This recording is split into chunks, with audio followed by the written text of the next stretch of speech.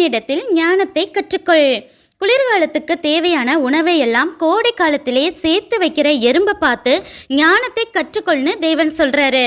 நேர்மையாய் சம்பாதிக்கிற பணத்துல ஃபியூச்சருக்காக கொஞ்சம் கொஞ்சமா சேர்த்து வைப்பது அவசியம். இது பூமிக்குரிய தேவைக்காக நாம் சேமிக்கிற சேமிப்பு ஓகே. பட் ஸ்பிரிச்சுவலாக நம்ம என்ன சேவிங்ஸ் பண்ணுறோம், அது எப்படி முடியும்னு கேட்குறீங்களா? நாம் ஒரு கிரிக்கெட் மேட்ச் பார்த்தாலோ ஹோட்டலில் போய் சாப்பிட்டு வந்தாலோ அந்த நிமிஷத்தோடு அந்த சந்தோஷம் முடிஞ்சு போயிடும்.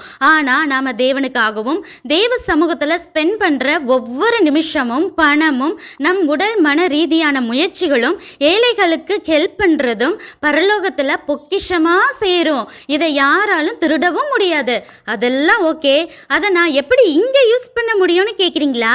பரலோக பேங்க்கில் உங்கள் பொக்கிஷம் சேர சேர ஃப்யூச்சரில் உங்களுக்கு ஒரு ப்ராப்ளம் இல்லை ஹெல்ப் தேவைப்பட்டாலோ தேவன் அந்த பொக்கிஷத்தை பார்த்து உங்கள் மேலே மனதுருகி உங்களுக்கு தேவையானதை கிருபைங்கிற பேரில் அனுப்புவார். ஒருவேளை உங்களுக்கே தெரியாமலே தேவன் தரணும்னு வச்சிருந்த கிஃப்ட்டுகளை பிசாசு மனிதர்கள் கிடைக்காதபடி தடை செய்து அந்தகாரத்தில் வச்சிருக்கலாம். ஆனால் அந்த இருளை விரட்டி தேவன் உங்களுக்கு கிடைக்க வேண்டிய நியாயமான பொக்கிஷங்களை இந்த உலகத்திலே தர்றது மட்டும் இல்லைங்க, பரலோகத்திலும் அதுக்கான பலன் பல மடங்காக கிடைக்க செய்வார். அப்புறம் என்ன, தேவையில்லாத வெட்டிக்காத சீரியல் பார்க்கறத எல்லாம் விட்டுட்டு ஜெபித்து பொக்கிஷத்தை சேர்க்க ஆரம்பிக்க போறீங்க. அப்படித்தானே? நன்றி.